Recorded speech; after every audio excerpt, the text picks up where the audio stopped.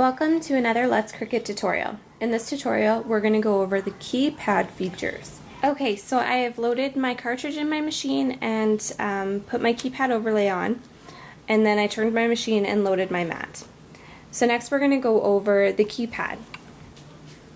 So we have our space and our backspace, which work just like our computer keyboard. We have our clear display, which will clear whatever you've done. It's basically it'll clear everything at once rather than having to push backspace a bunch of times. We have our reset all, which will take off all the functions that we have on our machine. If you have the expression or the create, if you have like mix and match, quantity, autofill, fit to length, that way if you push reset all, it will clear everything and go back to the original settings. We have our repeat last, which works great if you are making cuts with chipboard or magnet and you make the cut with chipboard, and then instead of having to punch in the same buttons on your keypad, you can just push repeat last and it'll do your last cut. There's sound on, sound off, which will, like that, it will either turn that chirp off so you can't hear anything, or it'll turn it on. Then we have our load last, which you'll make your cut, you unload your mat, and you want to go right to the last point where you cut so you don't waste paper.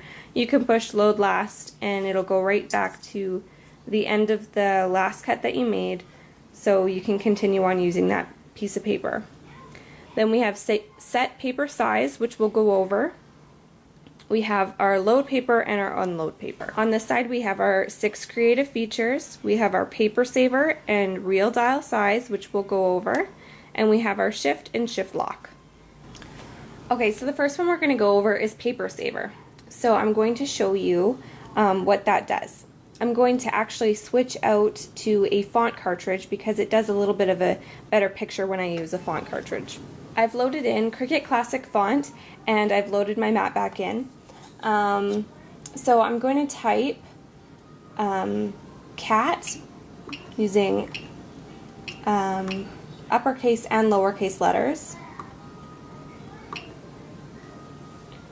And I'm not doing, I'm doing the default settings. I'm not using any features. So I'm going to show you what it is before you use that feature and then after. So I'll cut. Okay, so I have my material saver on and I just pushed repeat last. So it'll do the exact same cut I just made, the word cat, and then I'll push cut. Okay, so we're finished and you can see the difference between the two. This one is using the default settings and this one is using the paper saver or material saver. You can tell that this one cut with all the letters on that imaginary line, and this one cut with all the letters at the top of the page, so there was no wasted space.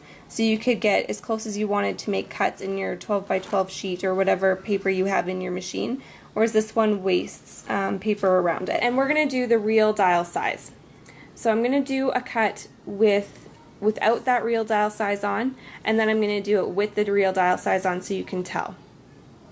So I'm going to use the same Cricut Classic font cartridge, and I'm just going to do a lowercase a, and I'm going to dial my size up to 3 inches and push cut.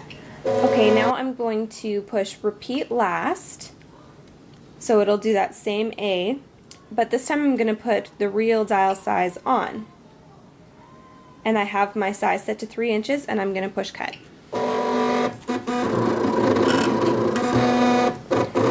Okay, so I've done the cut. I did the same size for both, but you can see that there's a difference. This is without the real dial size on, so the default settings, and this is with real dial size on. So you can tell even by measuring with the little grid bars on the mat that this is definitely not 3 inches. It's actually about 2 inches. And this one measures exactly 3 inches. So the reason why it doesn't do this letter at 3 inches is because if you're doing a title and you use an uppercase A and then a lowercase letter beside it, you don't want those all the same size. You want them to be as if you were to write them. Another time I use the real dial size button is when I'm using cartridges that have layers, but I don't want to make that whole image, I just want the layer. So for example, I have everyday paper dolls here, and if I just wanted this tea kettle and the teacup, and I didn't want them in proportion to this little girl, because if I do 3 inches, it'll cut the girl to 3 inches, and it would do the teapot and teacup to proportion to her. So if I wanted this for a card, or whatever my project may be, and I just wanted to use that, or if I wanted to use the ice cream cone or whatever, I would use the real dial size on. Then you don't have to do the figuring out to try and see what you should cut that image at to make it the size you want it. Now the last feature that we're going to be doing is the set cut area or set paper size. So I'm going to take, I believe this is a 4x4 square, looks like it's a little bit larger, maybe a 4 1/4 by 4 1/4, and I'm just going to put this on my mat in the corner that has the dark green highlighted there. So I'm just going to put it in the corner. Now if you switch your mat around, it doesn't matter which way your mat is facing. You want it in the bottom left corner though to do this. Okay, so we're going to load in our mat.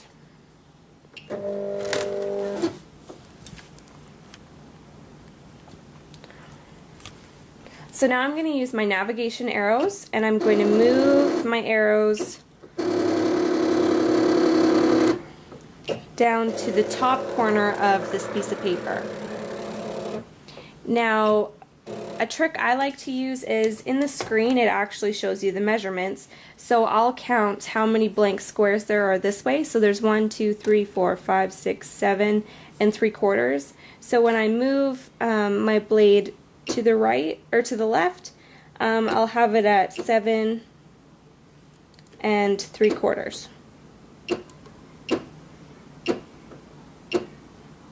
Okay, and then I would do the same for the other way. I would count the squares and do it that way. That way I know it's exactly where I want it to be. And because this is a perfect square piece of paper, they happen to be the same, so it's good to go. Okay, so now I would push the set cut area or set paper size, and it'll tell me that it's 4 1/4 by 4 1/4. And now my Cricut won't go off of this paper. If you are using scraps, this is a good way to make sure that your cut won't go off. It'll remember this size and it'll work really well. Now another way that you can use this is when you do your fit to length or fit to page. So you don't have to now try and figure out, okay, it's 4 1/4, what size can I get? Let's do this saying, the I heart you, the I love you. So I don't have to try and figure out the size that it'll fit and it keep telling me that it won't fit. I just put fit to page and it'll fit on this exact square. Okay, so now that it's done, I can unload my mat.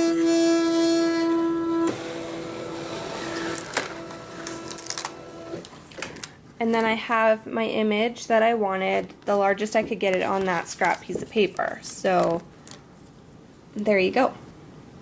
That's how to use material or paper saver, real dial size, and set cut area or set paper size. I wanted to show you those 3 features on the keypad that you can use with all of your Cricut machines to get the most out of your Cricut cartridge.